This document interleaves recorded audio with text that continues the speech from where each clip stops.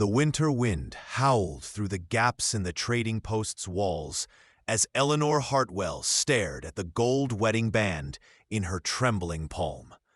3 weeks ago, it had symbolized a future with Thomas. Now it was all that stood between her and starvation. The shopkeeper's eyes gleamed with calculation as he examined the dried meat she desperately needed. "That'll be $2, ma'am." Or... His gaze dropped to her ring finger. Eleanor's stomach cramped with hunger. She'd eaten nothing but wild berries for 2 days. The cabin where Thomas had died of fever stood empty 20 miles north, and she had no strength left to maintain it alone. Her fingers moved toward the ring when the door burst open, bringing a gust of snow and a man who seemed carved from the mountain itself. "Put that away." His voice was rough as wind-scraped stone. No woman should have to trade her memories for a meal. Before I continue with Eleanor and this mysterious cowboy story, I'd love to ask you to take a moment to subscribe to our channel and give this video a like. Your support truly matters and motivates us to create more quality content like this. I'm curious, where are you listening to this story right now? At home? During your commute? Let me know in the comments. The stranger was tall, broad-shouldered, with dark hair touching his collar and eyes the color of aged whiskey. A scar cut through his left eyebrow, giving him a dangerous look that should have frightened her. Instead, Eleanor felt something stir that she thought died with Thomas. A flutter of awareness that made her breath catch. "I can pay my own way," she said, lifting her chin despite the weakness in her knees. "Didn't say you couldn't." He tossed coins on the counter. "Said you shouldn't have to trade that ring." His gaze held hers.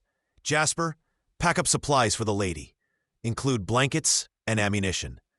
"Mr. Dalton, that's awful generous." "Do it." The shopkeeper scurried to comply. Eleanor's pride warred with her desperation.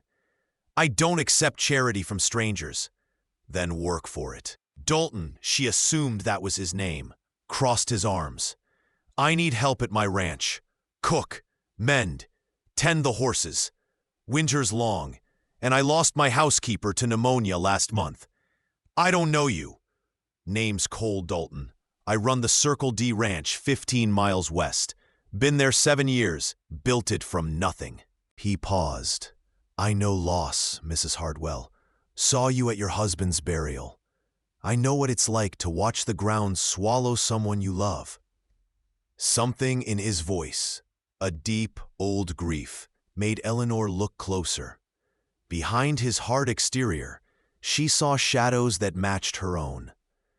3 months, she heard herself say. "I'll work 3 months to repay your kindness. Then I'll move on." Cole's jaw tightened almost imperceptibly.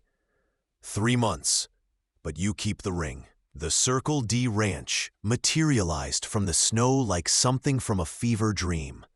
The main house was solid timber and stone, smoke curling from 2 chimneys. Outbuildings stood in orderly rows, stables, bunkhouse, smokehouse. Everything spoke of a man who built to last. "Hands are out, checking the southern fence line," Cole said, helping her down from his horse. His hands spanned her waist easily, and when her feet touched ground, she swayed with exhaustion. His arms steadied her. "When's the last time you ate a real meal?" "I'm fine." "You're starving." He guided her toward the house with surprising gentleness. "Bath first, then food, then sleep. Work starts tomorrow." The house's interior was sparse but clean. A massive stone fireplace dominated one wall. Furniture was handmade, but sturdy. Cole led her to a bedroom that smelled of cedar and soap. "My sister's room.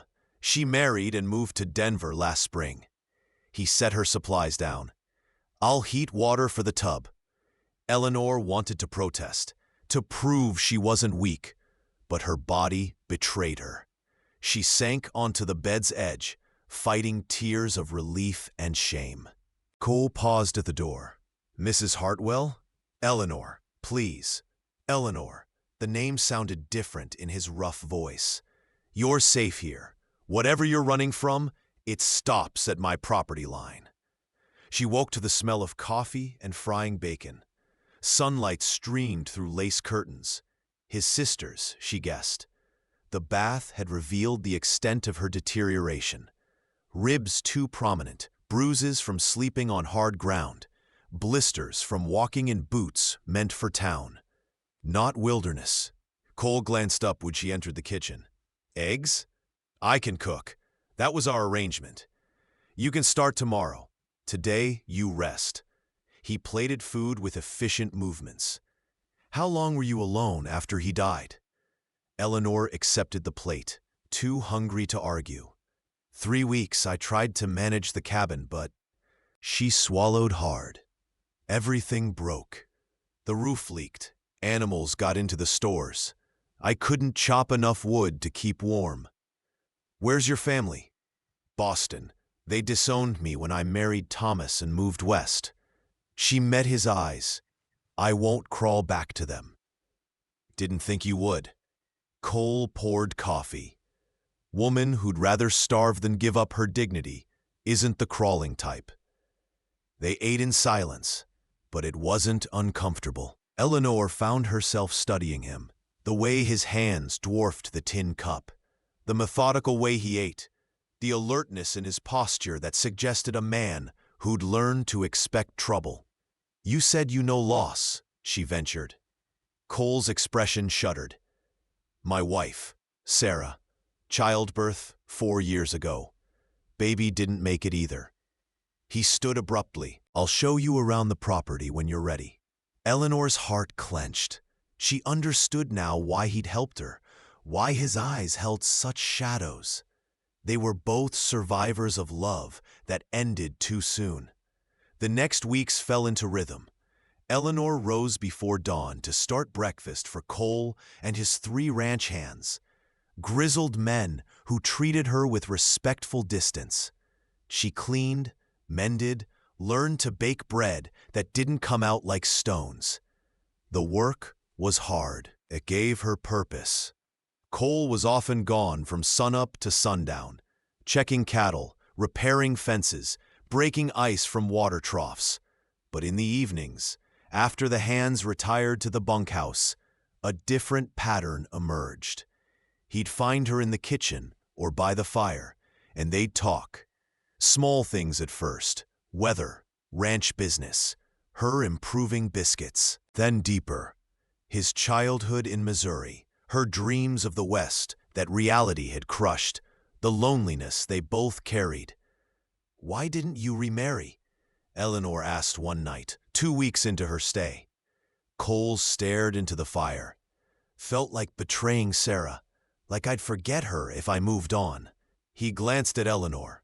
"Foolish, maybe." "No." Eleanor's voice was soft. "I understand. Every time I laugh or feel a moment of peace, I feel guilty, like I should be mourning forever. Thomas would want you to live. Would Sarah want you to be alone?" Their eyes met, and something electric passed between them. Cole looked away first. "Getting late. You should rest." But as Eleanor lay in bed that night, she knew something was shifting. She noticed things now: the strength in Cole's hands, the rare smile that transformed his harsh features, the way he moved with unconscious grace despite his size. And when their hands accidentally touched, passing a plate or book, her skin hummed with awareness. She was coming back to life, and it terrified her. The blizzard struck on a Tuesday, burying the ranch in 3 feet of snow overnight. Cole and the hands worked frantically to bring cattle closer to the barn, to reinforce structures, groaning under the weight. Eleanor kept coffee and hot food ready, watched the white world beyond the windows with growing anxiety. Cole staggered in after dark, his coat crusted with ice. "Lost 6 head in a ravine," he said, his voice raw. "Couldn't reach them in time." Eleanor helped him out of the frozen layers. "You did everything you could." Wasn't enough. He swayed slightly, and she realized he was beyond exhausted. He'd been out since before dawn, in killing cold, pushing his body past its limits. "Bath. Now." She heated water, ignoring his protests. "You'll catch pneumonia, and then where will we all be?" When the tub was ready, Cole was too tired to argue. Eleanor turned her back as he stripped and sank into the water with a groan. She added more hot water. Eleanor's hands shook as she gently cleaned the wounds. His skin was hot beneath her fingers, muscles hard from years of labor. She felt his breathing change, heard his sharp intake of breath when she touched a particularly tender spot. "Sorry," she whispered. "Don't stop." His voice was rough. "I need to feel, need to know I'm still alive." Eleanor's hand stilled on his shoulder. The words hung between them, heavy with meaning beyond the physical. Cole reached up, covered her hand with his, and they stayed that way, frozen in a moment that felt like the edge of a cliff. "I'm afraid," Eleanor breathed. "Me too." Cole turned, water sluicing off his shoulders. His eyes were intense, searching. "But I'm more afraid of letting you walk away without telling you the truth." "What truth?" "That you make me want to live again. That when you smile, something in my chest cracks open. That I think about you every damn minute, and it's driving me mad because I swore I'd never feel this way again." Eleanor's eyes filled with tears. "Cole, I know it's too soon. I know you're still grieving. But in 3 months, you'll leave. And I needed you to know that somewhere in Montana, there's a man who sees you, really sees you. Not just a widow or a woman in need. But Eleanor, strong, brave, beautiful Eleanor." "I see you too," she whispered. "And it terrifies me, because I don't know if I'm ready, if I'll ever be ready. But when I'm with you, I feel safe. I feel like I could be whole again." Cole stood slowly, water streaming down his body.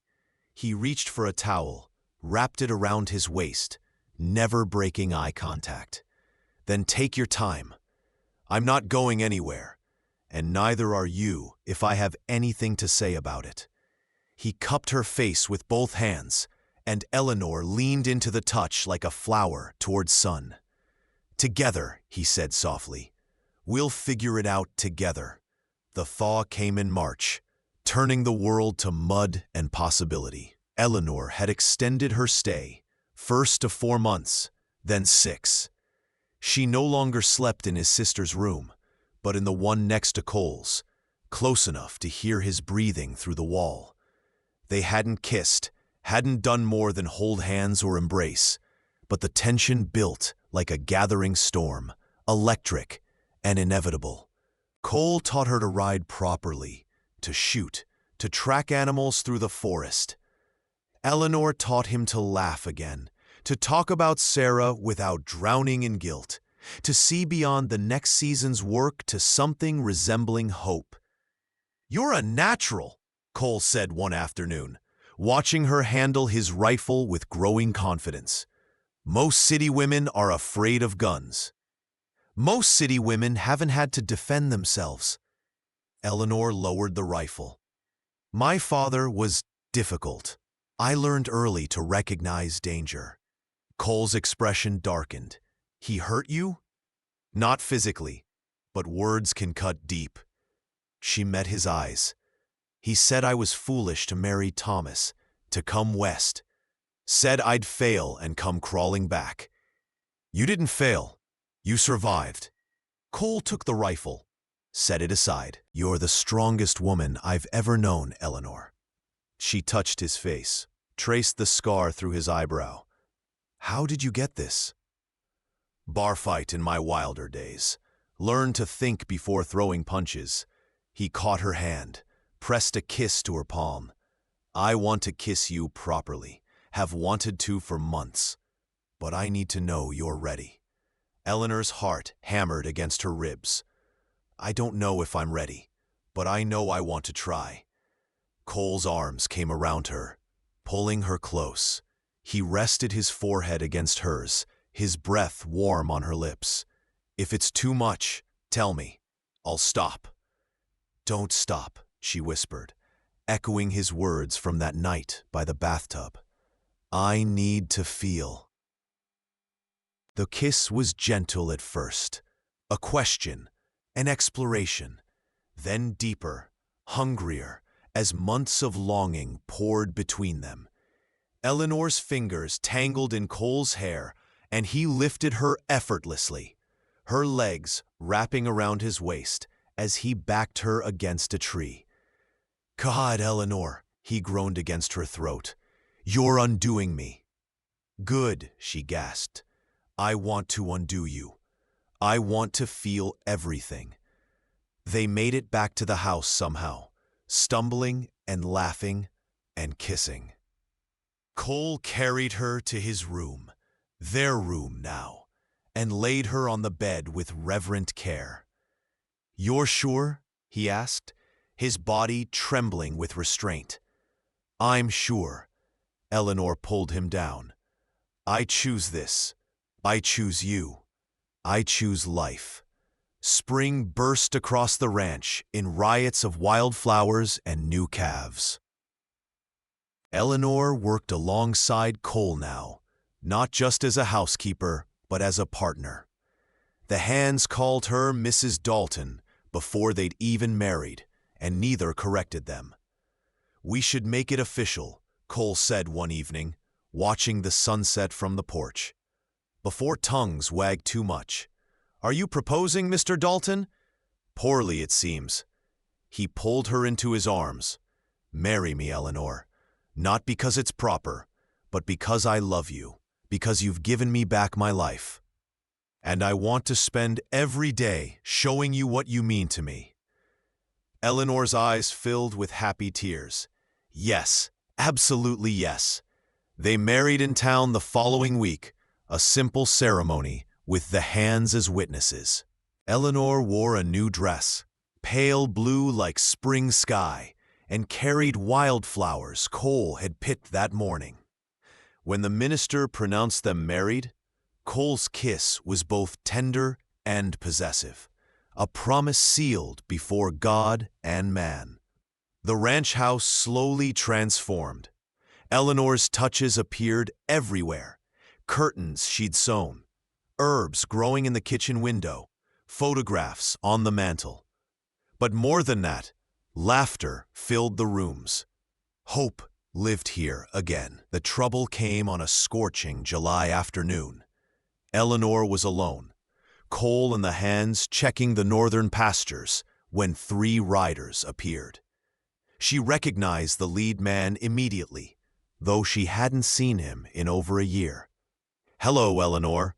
Her father sat tall in the saddle, his eyes cold. You've led us on quite a chase. Father, Eleanor's hand moved to the rifle by the door. You're not welcome here. Is that any way to greet your family?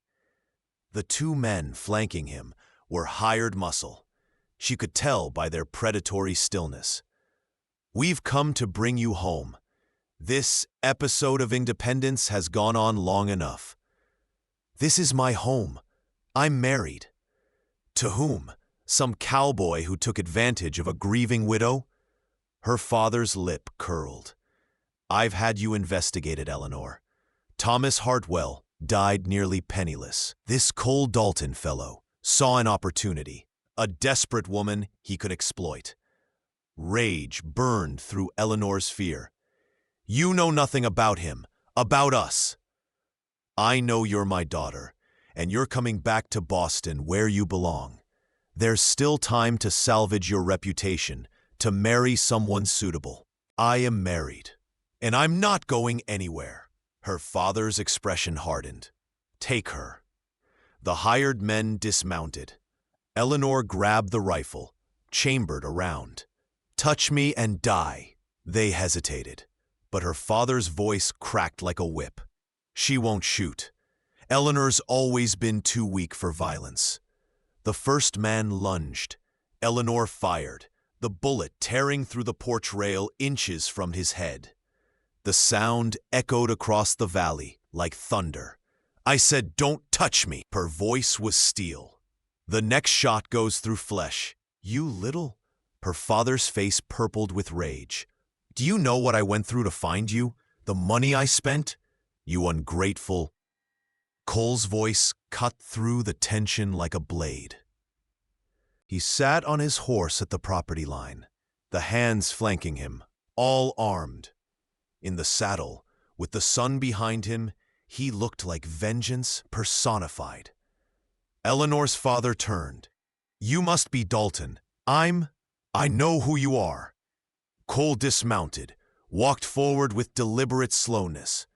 "You're the man who made my wife's childhood a misery, who told her she was worthless, foolish, destined to fail.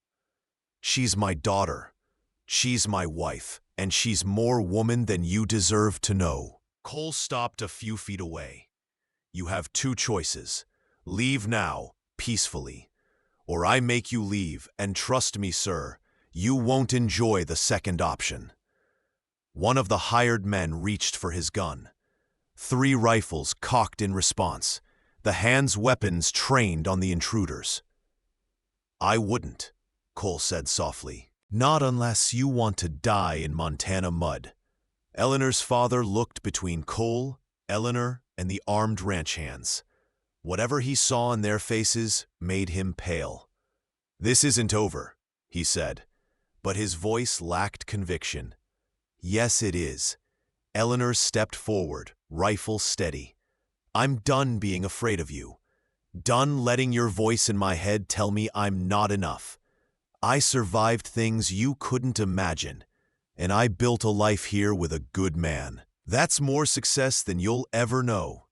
Her father's mouth worked soundlessly. Then he jerked his horse around, the hired men scrambling to follow. They galloped away in a cloud of dust and defeat. Cole's arms came around Eleanor from behind. "You okay?" She leaned back against his chest, finally letting the rifle lower. "I am now. Did you hear the shot?" "Heard it and rode like hell." He turned her to face him. "You were magnificent. Terrifying, but magnificent." "I meant what I said." Eleanor touched his face. "You're a good man, Cole Dalton. The best I've ever known. You saved yourself before I even got here." Pride shone in his eyes. "But I'll always have your back, Eleanor. That's what together means." 5 years later, Eleanor stood on the same porch, watching the sunset paint the mountains gold. The Circle D had expanded. More cattle, another barn, a small bunkhouse for the growing crew. But the biggest change was the sound of laughter from inside the house. "Mama, Papa says the horses are ready." Their daughter, 4-year-old Sarah Rose, burst through the door, all dark curls and her father's whiskey eyes. Behind her toddled 2-year-old Thomas Cole, determined to keep up with his sister despite his chubby legs. Cole emerged, carrying their youngest, 6-month-old James, against his shoulder. "Thought we'd take the kids for a sunset ride before bed." Eleanor's heart swelled almost painfully. This life, this beautiful, hard-earned life, still amazed her. The lonely, starving widow who'd nearly sold her wedding ring felt like a different person. "Mama, come on!" Sarah tugged her hand. They rode out as a family, the children's laughter ringing across the valley. Cole caught Eleanor's eye and smiled, that rare, transformative smile that still made her breath catch. "Happy?" he asked. "Beyond measure." Eleanor shifted baby James to one arm, reaching for Cole's hand with the other. "We built something good here, didn't we? We built something real." Cole raised her hand to his lips. "Built it together." As the sun set over the mountains, painting the sky in shades of amber and rose, Eleanor thought about the terrified woman she'd been, contemplating trading her last possession for survival. She'd been so focused on just surviving that she'd forgotten to imagine thriving. But Cole had taught her the difference, had shown her that strength wasn't just endurance. It was allowing yourself to feel, to heal, to love again, even when it terrified you. Together they'd created not just a ranch, but a sanctuary, a place where broken things could mend and new life could flourish. "I love you," she told Cole, the words as easy now as breathing. "Love you too, Eleanor Dalton." He leaned over to kiss her, careful of the baby between them. "Every single day, I love you more." Sarah made a disgusted sound. "Papa, you're being mushy again." They laughed, and the sound carried across the Montana prairie, proof that even the hardest winters give way to spring, that even the deepest grief can bloom into joy, and that sometimes the best things in life begin with a stranger's kindness and the courage to accept it. Eleanor had kept her wedding ring. It hung now on a chain around her neck, next to the simple gold band Cole had placed on her finger.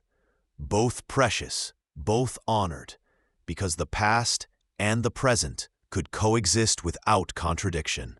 She was Thomas Hartwell's widow and Cole Dalton's wife. She'd been broken and was now whole. She'd nearly died and was now profoundly, beautifully alive. And every day, in 100 small ways, she chose to feel. The telegram arrived on a Tuesday morning in October, 6 years after Eleanor had married Cole. She was in the garden, harvesting the last of the season's vegetables before the first hard freeze, when young Billy from town rode up at a gallop. "Mrs. Dalton, urgent telegram from Boston." Eleanor's hands stilled in the dirt. Boston. She hadn't heard from that city in years, had assumed her father's silence meant permanent estrangement. With trembling fingers, she opened the yellow paper. "Father gravely ill, stop. Requests your presence, stop. Mother says come quickly, stop. Your brother, William Cole," found her sitting on the porch steps, the telegram crushed in her fist. He'd been working with the new stallion in the corral, but something in her posture made him drop everything. "Eleanor?" He sat beside her, dirt and sweat still on him. "What's wrong?" She handed him the telegram without speaking. Cole read it, his jaw tightening. "Your father. He's dying." The words felt strange in her mouth. "William says to come quickly." "Do you want to go?" Eleanor looked at her husband, this good, steady man who'd taught her what real love meant. "I don't know. Part of me wants to let him die without seeing me again, without giving him the satisfaction of my forgiveness. And the other part? The other part remembers being 7 years old, before he became so cruel. He taught me to read, Cole, brought me books from his travels. There was a version of him that loved me, once." Her voice broke. "And I'm angry that I still want closure from a man who spent years telling me I was worthless." Cole pulled her against his chest. "Then we go, all of us. You face this with your family at your back. It's too far for the children. The children come. He needs to see what you built, Eleanor. Needs to see that you didn't just survive, you triumphed." The train journey to Boston took 3 days. Sarah rose, now nearly 5, pressed her face against the window with endless fascination. Thomas Cole, 3 years old, bounced in his father's lap, asking 1,000 questions. Baby James nursed and slept, oblivious to the monumental nature of this journey. Eleanor watched the landscape change from the wide Montana plains to the increasingly crowded east. With each mile, old anxieties crept back. Her father's disappointed sighs, her mother's cold disapproval, the suffocating expectations of Boston society. Hey, Cole's hand found hers. You're a Montana rancher's wife now. You shot rattlesnakes, birthed calves, survived blizzards. You're not that frightened girl anymore. I know, but being back there in that house, Eleanor shivered. It's like all my armor falls away. Then I'll be your armor. He kissed her temple, and so will they. He gestured to their children. They're proof you were right to leave, right to choose your own path. The Hartwell mansion loomed exactly as Eleanor remembered, imposing, cold, all granite and judgment. A servant answered the door, his eyes widening at the sight of Eleanor, with her sun-bronzed skin, practical dress, and brood of children. Miss Eleanor, or Mrs. Dalton. Eleanor lifted her chin. This is my husband, Cole, and our children. We're here to see my father. Her mother appeared in the hallway, older and more brittle than Eleanor remembered. Margaret Hartwell's eyes swept over her daughter, lingering on the calluses on Eleanor's hands, the confident way she held herself. Eleanor, you came. Mother. No embrace, no warmth. Just the familiar chill of disappointed expectations. How is he? Dying. The doctor gives him days, perhaps hours. Her mother's gaze moved to Cole. So you're the cowboy who stole my daughter. With respect, ma'am, your daughter made her own choice. Cole's voice was polite but firm, and she chose well. A flicker of something, surprise, respect, crossed Margaret's face. Come in, he's been asking for you. The house smelled of sickness and old money.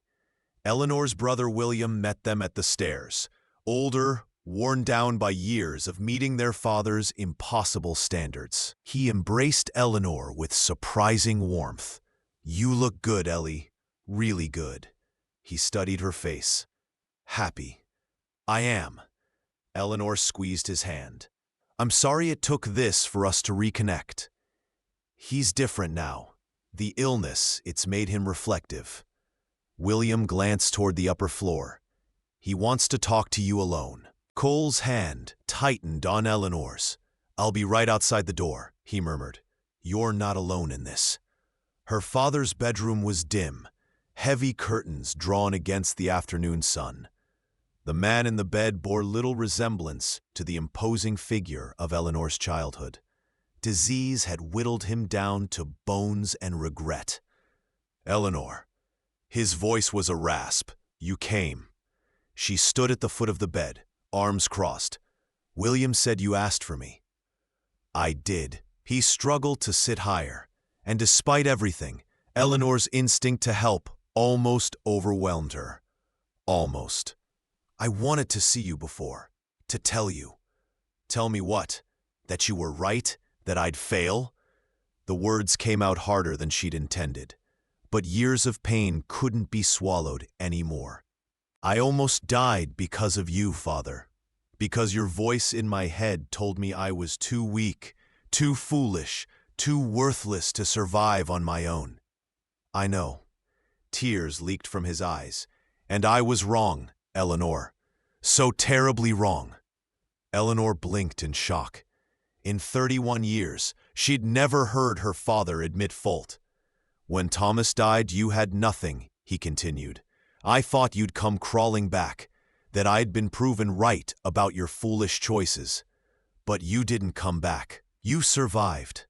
You built a life. He coughed, the sound wet and painful. William investigated for me, told me about the ranch, your husband, your children. You succeeded beyond anything I ever imagined for you. Why? Eleanor's voice cracked. Why were you so cruel? I loved you, Father. I wanted nothing more than your approval. and you made me feel like I was never enough. Because I'm a coward. The admission seemed to cost him. My father raised me with an iron fist, told me emotions were weakness. I became what he made me, hard, demanding, unable to show love without it feeling like failure. He reached a trembling hand toward her. But I did love you, Eleanor. You were my firstborn, my brilliant daughter. And I destroyed you because I didn't know how to do anything else. Eleanor stood frozen, years of anger and hurt warring with the little girl inside, who'd always wanted her father to see her, really see her. I'm dying, her father whispered, and I don't want to die without telling you the truth, without asking, though I don't deserve it, for your forgiveness. I don't know if I can forgive you. Eleanor's tears finally fell. You hurt me so deeply, made me believe I was worthless. I know, and I'll die carrying that guilt. He closed his eyes. But you should know, should believe, that you are extraordinary, the strongest of all my children, the only one brave enough to defy me and forge your own path. I'm proud of you, Eleanor, so incredibly proud. The words she'd waited her whole life to hear came too late, wrapped in death and regret. Eleanor sank into the chair beside the bed, her father's frail hand finding hers. Tell me about them, he whispered. Your children, your life. And slowly, haltingly, Eleanor did. She told him about Sarah Rose's fierce independence, Thomas Cole's gentle heart, baby James's sunny disposition. She told him about the ranch, about Cole's quiet strength, about building something real with her own hands. Her father listened, squeezing her hand weakly when words failed him. You chose better than I did, he said finally. You chose love over duty, courage over comfort. You chose life. When he died 3 hours later, Eleanor was still holding his hand. Cole came in at the end, stood behind her with his hands on her shoulders, lending his strength. Her father's last words were barely audible. I'm sorry. Tell her I'm sorry. The funeral was a massive affair, all of Boston society turning out to mourn the powerful Richard Hartwell. Eleanor stood with her mother and William, accepting condolences from people who'd once whispered about her scandalous marriage and Western exile. But she wasn't alone. Cole stood beside her in his only suit, looking uncomfortable but unbending. Sarah Rose held her hand with surprising solemnity. Even little Thomas stayed quiet, seeming to understand the gravity of the moment. Your father left you something. Her mother's voice was stiff as they returned to the mansion after the burial. In his will. The reading was perfunctory. William inherited the business and the majority of the estate, as expected. But then the lawyer cleared his throat. To my daughter Eleanor, I leave the sum of $50,000 to be used as she sees fit for her family and ranch. Additionally, I leave her my personal library, the books I once shared with her before pride made me a fool. May they serve her children better than they served me. Eleanor's hand flew to her mouth. $50,000 was a fortune, enough to expand the ranch tenfold, to secure her children's futures, to never worry about harsh winters or failed crops again. He changed the will 3 months ago, William explained quietly, after he got the investigator's report. Said if you'd built something worth having with nothing, imagine what you'd do with capital. That night, in the guest room of her childhood home, Eleanor broke down in Cole's arms. I wanted to hate him, wanted to stay angry forever. But he apologized, Cole. He said he was proud of me. I know, sweetheart. I know. Cole held her as she sobbed, for the father she'd lost twice, for the childhood that could have been different, for the little girl who'd finally heard the words she'd needed. He'll never meet them, she wept. Sarah, Thomas, James, they'll never know the version of him that wasn't broken. No, but they'll know the woman you became despite him, and that's a better legacy than any he could have left. They stayed in Boston for a week, settling the estate and reconnecting with William.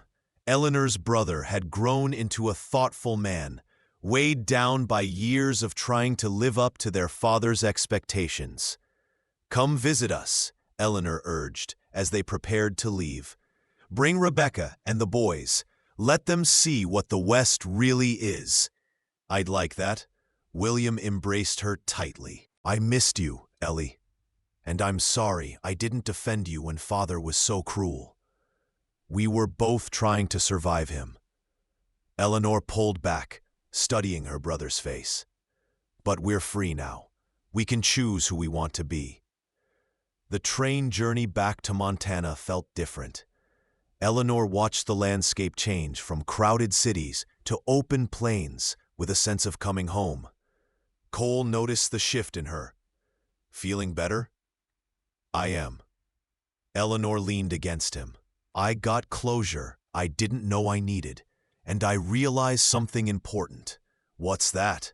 "That I stopped needing his approval years ago. When I married you, when I built our life, I already knew my worth. His apology was a gift, but it didn't change who I am. I'm Eleanor Dalton, Montana rancher, mother of 3, survivor of more than he ever knew. And I'm proud of that woman." Cole kissed her forehead. "I've been proud of her since the day she pulled a rifle on a shopkeeper to prove she could pay her own way." "I didn't pull a rifle," Eleanor started, then laughed. "Actually, I kind of did." "That's my girl." The ranch appeared on the horizon like a prayer answered. Eleanor's breath caught at the sight of home. The sturdy buildings, the grazing cattle, the mountains standing sentinel in the distance. The hands had maintained everything perfectly in their absence, but nothing compared to being back. That night, after the children were asleep and the house was quiet, Cole found Eleanor on the porch. She stood at the rail, watching the stars emerge in the vast Montana sky. "I deposited the money today," he said, joining her. "It's yours, Eleanor, every penny, to do with as you want." "It's ours." She took his hand. "I was thinking we could expand the north pasture, build that new barn you've been wanting, maybe hire a few more hands, set aside funds for the children's education." "Practical as always." "Mostly," Eleanor smiled. "But I also want to do something else. I want to use some of it to help other women like I was. Widows, runaways, women with nowhere to go. Maybe build a small house on the property where they can stay while they find their footing." Cole's eyes gleamed with pride. "You want to create a sanctuary. I want to give others what you gave me, a chance to heal, to rebuild, to remember they're worth saving." Eleanor turned to face him fully. "You taught me that strength isn't just endurance, Cole. It's reaching back and pulling others up with you." "Then we'll do it, together." He pulled her close, and they stood wrapped in each other as the night deepened around them. Eleanor thought about the journey that had brought her here, the desperation, the fear, the moment she'd almost traded her wedding ring for survival. She thought about Cole's gruff kindness, the slow building of trust, the night in the firelit cabin when she'd whispered, "Don't stop, I need to feel," and meant so much more than the physical. She thought about her father's deathbed apology, the inheritance that would secure her children's futures, the bridges rebuilt with William. But most of all, she thought about this. standing in the Montana darkness with a good man's arms around her, 3 children sleeping safely inside, and a life built from ashes and will. "I love you," she told Cole, the words as necessary as breathing. "Love you too."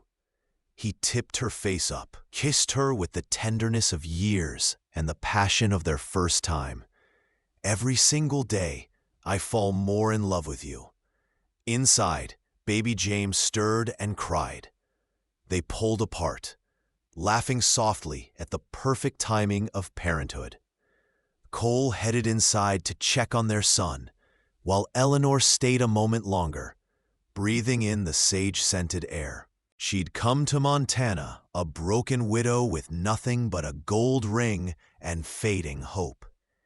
She'd found a man who saw past her desperation to the woman underneath. Together they'd built something real, not just a ranch, but a home, a family, a legacy of love and strength. The little house for widows would be built by spring. Eleanor could already see it, a place of healing and second chances, where women could learn they were worth more than survival, that they deserved to thrive. She touched the 2 rings hanging at her throat, Thomas and Cole's, past and present, both honored. Then she went inside to her husband, her children, her beautiful, hard-won life. Some stories ended with once upon a time. Eleanor's had begun with almost the end.